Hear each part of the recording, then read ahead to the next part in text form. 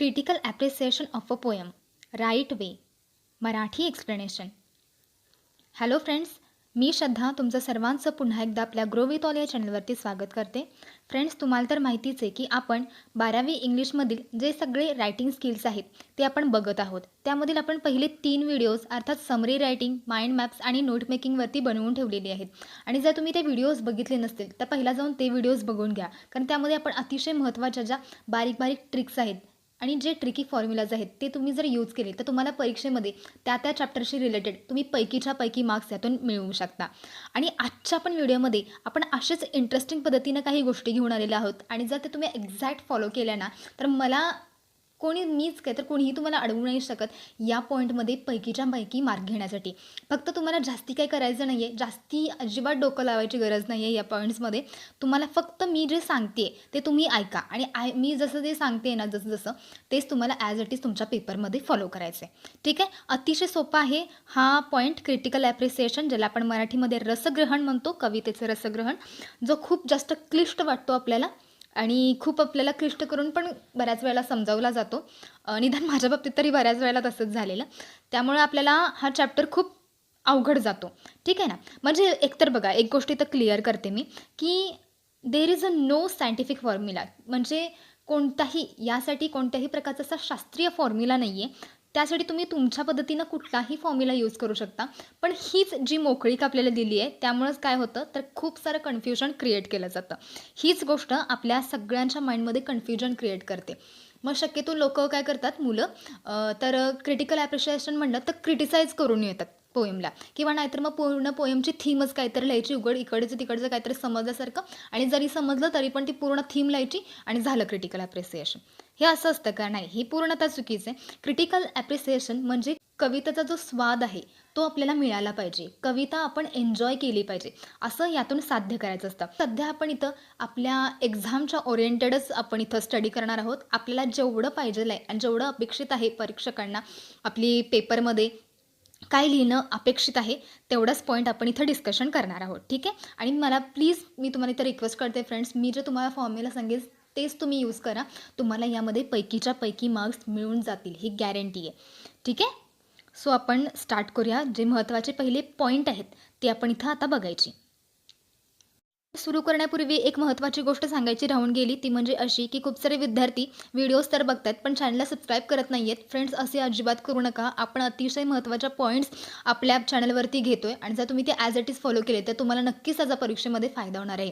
त्यामुळे नक्कीच आपल्या चॅनलला सबस्क्राईब करायला, आणि फक्त सबस्क्राईब करू नका तर बाजूचं जे बेल आयकॉनचं पण आहे त्यावरती देखील क्लिक करा, की जेणेकरून कुठलीही जरी व्हिडिओ आली तर तुम्हाला त्याचं नोटिफिकेशन सगळ्यात आधी येईल आणि मग तुम्ही ती व्हिडिओ तुमच्या वेळेनुसार कधीही बघू शकाल. पण नक्की व्हिडिओ बघत जा. ठीक आहे. आता आपण सगळ्यात महत्त्वाचे पॉईंट्स डिस्कस करणार आहोत आणि हे पॉईंट्स सगळे डिस्कस करून झाल्यानंतर आपण इथंच एक लाईव्ह एक्झाम्पल देखील घेऊ, की जेणेकरून तुमचा जो हा पॉईंट आहे पोएट्री अप्रिसिएशनचा तो तुमच्या डोक्यात फिटच केला जाईल. ठीक आहे. त्यामुळे व्हिडिओ अजिबात स्किप करू नका फ्रेंड्स, व्हिडिओ पूर्ण बघाच. तर बघा, IMP पॉईंट्स जे तुम्हाला कव्हर करायचे आणि आहेत तसेच लक्षात ठेवायचे. मग ज्यावेळेला तुम्हाला पेपरमध्ये ज्यावेळेला पोएट्री दिली जाईल त्याच्या खाली पोएट्रीचं नाव तर टायटल तर ऑब्वियस तुम्ही देणारच. ठीक आहे. Critical appreciation of what ever the poems name. ठीक आहे. मग त्यानंतर काय, अबाउट द रायटर किंवा अबाउट द पोएम, म्हणजे इथं पोएम दिलेली आहे आणि त्याच्या खाली रायटरचं जर नाव दिलं असेल तर अजिबात हा पॉईंट मिस करायचा नाही फ्रेंड्स. सगळ्यात महत्त्वाचा पॉईंट आहे आणि आपल्याला जास्तीत जास्त तिथं लिहिता पण येतं त्याच्यावरती. म्हणजे बघा, अबाउट द पोएम किंवा अबाउट द रायटरमध्ये काय करायचं तर रायटरचं नाव उचलायचं, म्हणजे काहीही नाव असेल त्याचं ते घ्यायचं. आणि हा जो फॉर्म्युला मी तुम्हाला इथं दिलेला आहे, हा बघा, हा जो फॉर्म्युला आहे तो मी तर म्हणेन की ॲज इट इज तुम्ही पाठच करा. हा पाठच करा पोएम, हा जो फॉर्म्युला आहे. आणि पोएटचं जे नाव असेल ते फक्त या गाळलेल्या ठिकाणी टाकायचं. म्हणजे काय बघा, this poem is written by whatever that poems name. म्हणजे विलियम वर्ड्सवर्थ असतील किंवा T.S. इलियट असतील, विलियम ब्लेक असतील, William Shakespeare, S.K. Coleridge, what ever ते पोएटचं नेम काही असू दे, तुम्हाला ते फक्त इथं गाळलेल्या जागी टाकायचं आहे. आणि आहे तसा तो फॉर्म्युला तिथं परीक्षेमध्ये लिहायचा आहे. म्हणजे this poem is written by whatever that poet name. He is very famous poet. He has provided great contribution to the English literature. ठीक आहे. हा फॉर्म्युला तुम्ही पाठ करा. आणि हा काय झालं तर अबाउट दी रायटरमधील हा जो तुमचा फर्स्ट पॉईंट होता तो इथं क्लिअर झाला. तसेच मग त्यानंतर जो सेकंड फॉर्म्युला आहे किंवा सेकंड जो पॉईंट आहे, तर तो काय, तर तो म्हणजे अबाउट द थीम. म्हणजे थीम म्हणजे काय, तर मेन आयडिया किंवा जी सेंट्रल आयडिया असेल ती तुम्हाला इथं थोडक्यात लिहायची आहे, अगदी थोडक्यात. ते पूर्ण समरी लिहित बसायचं नाही आहे. बघा खूप सारे लोक हेच इथंच फसतात, म्हणजे थीम लिहा म्हणलं तर ते समरी लिहून येतात. यार असं करायचं नाही आहे. 1 ते 2 ओळीमध्ये तुमचं इथं आलं पाहिजे. तुम्ही स्टार्ट करताना देखील हा फॉर्म्युला यूज करू शकता, म्हणजे तुम्ही कराच असं मी तर म्हणेन. म्हणजे मी एकदम सोप्या शब्दांमध्ये दिलेलं आहे. तुम्हाला जास्त पण लक्षात ठेवण्यासाठी जास्त एफर्ट्स घ्यावे लागणार नाहीत, असाच मी इथं प्रयत्न केला आहे. तर बघा तुम्ही स्टार्ट करू शकता. This poem is very easy to understand. This poem is very easy to understand. It is about, मग पोएट आपण जेव्हा पोएम रीड करतो त्यावेळेला आपल्याला थोडक्यात तरी आयडिया येते की ती जर सायंटिफिकली जर नेम असतील, त्यामध्ये कुठे कुठे तरी शब्द असतील, तर समजायचं ती पोएम कशाशी रिलेटेड आहे, तर सायन्सची रिलेटेड आहे. किंवा काहीतरी धार्मिक असेल, जर बायबलचा रेफरन्स असेल, म्हणजे जीजस क्राइस्ट असतील त्यामध्ये, किंवा थोडक्यात जो काही बायबलचा रेफरन्स वगैरे आला, शक्यतो बायबलचेच रेफरन्स येतात इंग्लिश पोएम्समध्ये, मग तुम्ही त्या ठिकाणी ती स्पिरिच्युअल पोएम किंवा रिलिजियस पोएम पण म्हणू शकता. जर निसर्गाशी रिलेटेड असेल, की सर जंगल असेल, टायगर किंवा वाईल किंवा लायन, पशुपक्ष्यांशी रिलेटेड असेल, तर तुम्ही तिथं टाकू शकता it is a nature poem किंवा इट इज अबाउट नेचर. किंवा जर ह्युमन इमोशन्सबद्दल पण खूप साऱ्या पोएम्स असतात, मग ते तुम्ही लिहू शकता. किंवा काही ज्या थीम्स असतील त्या तुम्ही इथं लिहायचं आहे, जे काही पॉईंट असतील त्याचा. आणि मग त्यानंतर मग तुम्ही म्हणू शकता की रायटर किंवा स्पीकर सेस. मग त्यानंतर जे तुम्हाला त्या पोएमशी रिलेटेड जे पॉईंट्स असेल ते तुम्हाला 1 ते 2 ओळींमध्ये लिहायचं आहे. आता तिसरा आणि महत्त्वाचा पॉईंट बघा. हा पॉईंट काय आहे, तर लँग्वेज, स्टाईल आणि जॉनराबद्दल. तर यामध्ये तुम्हाला काही पॉईंट्स मी देते, ते तुम्हाला पॉईंट्स नोट डाऊन करायचे आहेत किंवा पॉईंट्स तुम्ही लक्षात ठेवा आणि ते तुम्हाला आहे त्या पद्धतीनं मांडणी त्याची करायची आहे. म्हणजे यामध्ये तुम्ही काय काय लिहू शकता, तर स्टांजास, म्हणजे ही पोएममध्ये तुम्हाला किती स्टांजा दिसतात. आता यामध्ये स्टांजा अर्थात कडवी. मग इथं बघा आपल्याला हे जे तुम्हाला एक्झाम्पल आहे, हे टायगर टायगर बर्निंग ब्राईट, हे विल्यम बेकचे पोएम आहे ही, आणि खरं तर खूप मोठी पोएम आहे. 5-6 स्टांजाची. जर तुम्हाला हवे असेल तर ह्याच्यावरती आपण एक सेपरेट बनवू शकतो, पण या ठिकाणी फक्त आपण 2 स्टांजाचं आपण इथं ॲप्रिसिएशन करणार आहोत. पण इथं मी जस्ट एक्झाम्पल म्हणून सांगते. बघा इथं स्टांजा आपल्याला 2 स्टांजा आहेत, 1 आणि 2. अशा पद्धतीने स्टांजा जे आहेत ते तुम्ही इथं लिहू शकता. तसंच लाईन्स, मग ही किती लाईनमध्ये पोएम दिसते तुम्हाला, तर 1 2 3 4 5 6 7 8, म्हणजे टोटल बघितली तर 8 लाईन्सची ही पोएम आपल्याला दिसते. तसंच मग त्यानंतर मग ही पोएम आयरनी आहे का, किंवा कॉमिक आहे का, ट्रॅजिक आहे का, हे पण पॉईंट्स आहेत, ते तुम्हाला ती पोएम वाचल्यानंतर तुमच्या लक्षात येऊन जातील. मग हे तुम्हाला इथं मेन्शन करायचे. तसंच आणखी एक महत्त्वाची गोष्ट या ठिकाणी तुम्हाला इथं मेन्शन करावी लागते, ती म्हणजे राईम स्कीम. आता राईम स्कीम तुम्हाला बऱ्यापैकी लोकांना माहिती असेल आणि बऱ्यापैकी लोकांना माहिती नसेल देखील. ते आता बघा रायमिंग वर्ड्स हे तर तुम्हाला माहिती असते. म्हणजे बघा इथं ब्राईट नाईट, मग हे काय होणार, ब्राईटला आपण इथं ए हा दिला अंक, सॉरी आकडा, जर आपण अक्षर ए हे दिलं तर मग ब्राईट नाईट हे रायमिंग वर्ड्स आहेत ना, मग इथं सुद्धा काय आलं, तर ए. ठीक आहे. तसेच मग त्यानंतर मग बघा इथं शेवटी काय आहे, व्हॉट इमॉर्टल हँड और आय. मग काय आहे, हे जुळतं का, ब्राईट नाईट किंवा आय हेच वेगळंच होतं काहीतरी. मग इथं आपण काय देणार, दुसरं बी देणार. मग सिमेट्री, आयला सिमेट्री हे जुळतं बघा, तर मग हे इथं त्या ठिकाणी आपण इथं बी देऊ.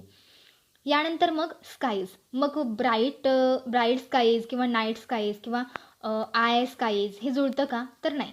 मग या ठिकाणी काय आलं, सी. मग पुन्हा सी, स्काईज, आईज हे जुळतं, म्हणजे रायमिंग वर्ड्स आहेत, तर मग आपण इथं पुन्हा सी देऊ. तसेच मग जो चौथा आहे तर त्यामध्ये काय सांगतं बघा, तर ही ॲस्पायर आणि फायर हे पण पुन्हा रायमिंग वर्ड्स आलेत ना, म्हणून आपण इथं डी आणि डी. मग स्कीम काय येणार ह्याची, तर A B B C C D D ही त्याची काय झाली, तर राईम स्कीम झाली. ठीक आहे. तसेच मग फिगर्स ऑफ स्पीच वरती जर तुम्हाला सेपरेट व्हिडिओज पाहिजे असतील तर मी त्याच्यावरती तुम्हाला बनवून द्यायला एनी टाईम रेडी आहे. जर तुम्हाला हवे असतील तर मला कमेंट बॉक्समध्ये तसं कळवा. तसंच इंटरटेक्च्युअलिटी किंवा सिम्बल्स, इंटरटेक्च्युअलिटी म्हणजे काय असतं, तर एखादी पोयम दुसऱ्या कुठल्या तरी पोयमशी किंवा दुसऱ्या कुठल्या तरी धार्मिक ग्रंथांचा त्याला रेफरन्स जर लागलेला असेल तर त्याला आपण इंटरटेक्च्युअलिटी म्हणतो. म्हणजे बऱ्याचशा जे इंग्लिश पोयम्स आहेत त्यांना त्यामध्ये बायबलचा रेफरन्स आलेला असतो. तुम्हाला जर एवढं नाही समजलं तर इंटरटेक्च्युअलिटी तुम्ही कट पण करू शकता. It is up to you. यानंतरचा जो पॉईंट आहे तो म्हणजे मेसेज. म्हणजे पोएम पूर्ण वाचून झाल्यानंतर किंवा तिचं इथंपर्यंतचं ॲप्रिसिएशन केल्यानंतर इतकं तरी तुमच्या डोक्यामध्ये येतं की नेमके पोएम ही कशाबद्दल आहे आणि पोएटचं काय इंटेन्शन आहे पोएम लिहिण्यामागं. मग तो मेसेज जो काही इतिक आहे जर तुम्हाला समज असेल तर तुम्ही त्या ठिकाणी इथं लिहू शकता. मग ते काहीही असू शकतं, ठीक आहे ना. त्यानंतर मग ओपिनियन्स, तुमचं स्वतःचं जे ओपिनियन आहे, तुमचं मत जे आहे पोएमबद्दल ते तुम्हाला ते द्यायचे. म्हणजे तुम्हाला पोएम आवडली की न आवडली हे सांगायचे. जर तुम्हाला तुमचे ओपिनियन स्वतः तुम्ही देऊ शकत असाल तर बेस्ट आहे, आणि पण जर देऊ शकत नसाल तर तुमच्यासाठी हा फॉर्म्युला मी इथं आणलेला आहे. तर बघा, this poem has lots of things to learn, so I really like this poem. ठीक आहे. सो अशा पद्धतीने तुम्ही इथं सांगू शकता. धिस इज पोएम असं नाही आहे फ्रेंड्स, इथं थोडीशी मिस्टेक झालेली आहे टायपिंगमध्ये, तुम्ही इथं करेक्ट करा. So this poem has lots of things to learn, so I really like this poem. अशा पद्धतीने तुम्ही तुमच्या पोएट्री ॲप्रिसिएशनचा शेवट करू शकता. आता आपण एक लाईव्ह एक्झाम्पल घेऊया आणि त्यानंतर तुम्हाला तुमच्या मेंदूमध्ये अगदीशय परफेक्ट रीतीने बसवलं जाईल. आणि जर तुम्ही अशा पद्धतीनं पोएट्रीचं ॲप्रिसिएशन केलं तर मला नाही वाटत की तुम्हाला 4 पैकी 4 मार्क पडण्यापासून कुणीही थांबवू शकतो. तुम्हाला इथं पैकीच्या पैकी मार्क्स तुम्हाला इथं पडलेच पाहिजे. तर बघा, क्रिटिकल ॲप्रिसिएशन ऑफ टायगर असं टायटल तर आलंच पाहिजे. ठीक आहे. अशा पद्धतीनं टायटल आलं पाहिजे. त्यानंतर मग अबाउट दी रायटर, मी जसं की मगाशी तुम्हाला फॉर्म्युला सांगितला आहे याच्याबद्दल, आणि तुम्ही देखील तोच फॉर्म्युला फॉलो करावा अशी माझी अपेक्षा आहे. तर बघा, इथं पोएटचं नाव काय आहे तर विल्यम ब्लेक. सो अशा रीतीनं तुम्ही इथं टाकायचं आहे. This poem is written by William Blake. He is very famous poet. He has provided great contribution to English literature. ठीक आहे. सो अशा पद्धतीने तुम्ही तोच फॉर्म्युला इथं टाकायचा आहे ॲज इट इज, आणि फक्त पोएटचं जे नाव असेल त्या हिशोबानं तुम्हाला तिथं चेंजेस करायचे. तसेच त्यानंतर मग येतं काय तर थीमबद्दल पण आपण डिस्कशन केलं. थीमबद्दलचा पण मी तुम्हाला तिथं फॉर्म्युला दिला आहे. तर बघा, this poem is very easy to understand आणि इट इज अबाउट नेचर किंवा it is a nature poem असं पण तुम्ही टाकू शकता. तर बघा, इथं जर तुम्हाला हवे, इथं मी पटकन ह्याची समरी सांगते तुम्हाला या 2 स्टँजाची, त्यामुळे तुमच्या लक्षात येईल ॲक्च्युअल पोएट्री आहे कशाबद्दल.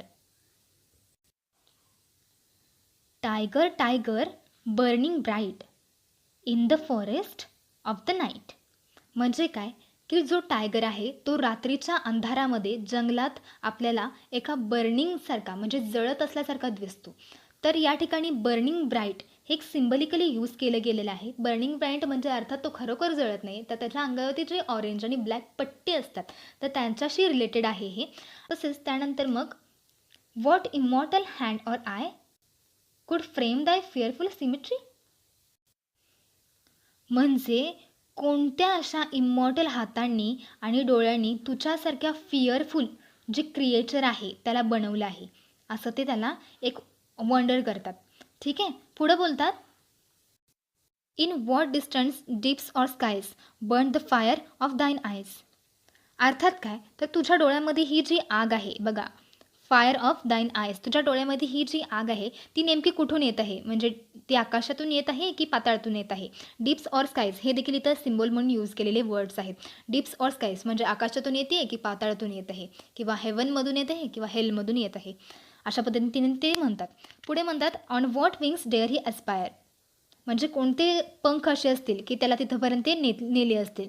तसेच what the hand dare seize the fire, अर्थात कुठले ते असे हात असतील की ज्यांनी ही आग आणली. सो अशा पद्धतीने इथं गॉडलाच हे थोडक्यात त्यांनी इथं दिलेलं आहे. सो आपण पुढे जाऊ. हे इथं मी थोडक्यात तुम्हाला इथं सांगितलं त्याचे अर्थ. सो बघा, पुन्हा आपण आपल्या थीमकडे येऊ. कशा पद्धतीने आहे, this poem is very easy to understand. अशा पद्धतीने तुम्ही थीमची सुरुवात करू शकता. It is a nature poem. ठीक आहे ना, आपल्याला टायगर वाईल्ड वगैरे सगळं दिसतंय, जंगल वगैरे. So it is a nature poem, इथं तर क्लिअर आहे. In this poem poet talking about tiger. हे पण बघा, सिम्पल भाषेमध्ये मी इथं तुम्हाला सांगितलं आहे. This poem poet in this poem poet is talking about the tiger. ठीक आहे. He is wondering about his physique. म्हणजे तो त्याच्या जे फिजिक आहे त्याच्याबद्दल तो आश्चर्य व्यक्त करतोय. Like how can God make such a wonderful creature. म्हणजे how God can make such a wonderful creature, म्हणजे इतकं सुंदर क्रिएचर किंवा इतकं भीतीदायक असं क्रिएचर गॉड कशा पद्धतीनं बनवू शकत असेल. सो हे अशा पद्धतीनं इथं जी थीम आहे ती मी तुम्हाला तर थोडक्यात सांगितली. मी तर सगळ्या पोयमचं समरी लिहित बसली नाही आहे बघा. 2 ते 3 ओळीमध्ये मी आवडता घेतलेला आहे. ठीक आहे. मग त्यानंतर तुम्ही सिम्बॉलिक वर्ड्स जर तुमच्या लक्षात आले असतील, बघा मी तर हे पूर्णतः ऑप्शनल आहे. जर लक्षात आले असतील तरच हे मेन्शन करा. जसं की बर्निंग ब्राईट मी तुम्हाला सांगितलंच. बर्निंग ब्राईट कशाबद्दल आहेत, तर जे केशरी आणि काळे पट्टे असतात वाघाच्या अंगावरती त्याशी रिलेटेड. आता इथे बघा त्याच्या पुढचा पॉईंट आहे तर तो म्हणजे लँग्वेज अँड स्टाईल. इथं 2च पॉईंट मी इथं घेतलेत. तर ते बघा देर इज 2 स्टांजास. म्हणजे आपल्याला तुम्हाला इथं किती स्टांजा दिसत आहेत, तर there is 2 stanzas and 8 lines in the poem. 8 lines ते तुम्ही तिथं लाईन मोजून लिहू शकता. राईम स्कीम ABCD, सॉरी इथं ABBCCDD जे आपण बघितलं त्या तशा पद्धतीनं येईल. तसंच figures of speech repetition. Tiger बघा एकच शब्द पुन्हा एकदा रिपीट झालेला आहे, त्याला आपण काय म्हणतो, तर तो अलंकार कोणता होतो, तर रिपिटेशन. तसंच मेसेज काय सांगतो या पोएममधून, काय मेसेज जातो, तर tiger is symbol of every monster and dangerous creature. अशा पद्धतीनं तुम्ही इथं टाकू शकता. आणि ओपिनियन, मग तुमच्या पद्धतीनं जे तुम्हाला ओपिनियन द्यायचं असेल ते तुम्ही द्या. तर मग इथं बघा काय पद्धतीनं दिलं आहे मी. As I am nature lover, for me this is really interesting poem. म्हणजे मी नेचर लवर असल्यामुळे माझ्यासाठी खूपच इंटरेस्टिंग अशी पोयम आहे. तर बघा आता एवढे सगळे पॉईंट जर तुम्ही क्लिअर केले अबाउट रायटर, थीम, या ठिकाणीच तुमचे 2 मार्क फिक्स झाले. अबाउट द रायटर आणि थीम लिहिणार ना तुमचे 2 मार्क इथं झाले फिक्स. तसेच सिम्बॉलिक वर्ड्स आणि हे जे लँग्वेज आहे, राईम स्कीम लिहिली, एखादा फिगर्स ऑफ स्पीच लिहिला आणि जरी काही नाही समजलं तरी ओपिनियन लिहिलं, झाले तुमचे 4 मार्क फिक्स. तुम्हाला कटच करता येत नाहीत कुठे मार्क तुमचे, असं आहे. त्यामुळे आपण इथं अतिशय महत्त्वाच्या गोष्टी घेतलेल्या आहेत आणि तुम्हाला मी व्यवस्थित समजून सांगण्यासाठी ट्रिक्ससुद्धा सांगितलेत. त्या तुम्ही ॲज इट इज फॉलो करा. नक्कीच तुम्हाला या पॉईंटमध्ये पैकीच्या पैकी मार्क्स मिळून जातील. सो आय होप तुम्हाला क्रिटिकल ॲप्रिसिएशन समजलं असेल. आणि जर अजूनही समजलं नसेल तर मला सांगू शकता, आपण अजूनही एक्झाम्पल घेऊ ह्याच्यावरती. आवडले असेल तर प्लीज व्हिडिओला लाईक, शेअर, सबस्क्राईब करायला विसरू नका. आणि तुमच्या सर्व फ्रेंड्सना ही व्हिडिओ शेअर करा, कारण त्यांचा पण फायदा झाला पाहिजे ना आपल्यासोबतच. So thank you so much for watching this video. आणि आणखी जर कुठल्याही विषयावरती व्हिडिओज हवी असतील तर आपल्या चॅनलला सबस्क्राईब करा आणि मला तसं कळवा. आणि आपण भेटूया नेक्स्ट व्हिडिओमध्ये, जे आपण पुन्हा एकदा दुसऱ्या कुठल्या तरी रायटिंग स्किल्सचा जो पॉईंट आहे त्याच्यावरती अशाच ट्रिकी वेळी आपण लवकरच घेऊन येऊ. आणि तोपर्यंत तुम्ही आपले मागचे व्हिडिओज बघत राहा. त्याच्या सर्व लिंक्स मी तुम्हाला डिस्क्रिप्शन बॉक्समध्ये दिलेले आहेत. Thank you so much for watching.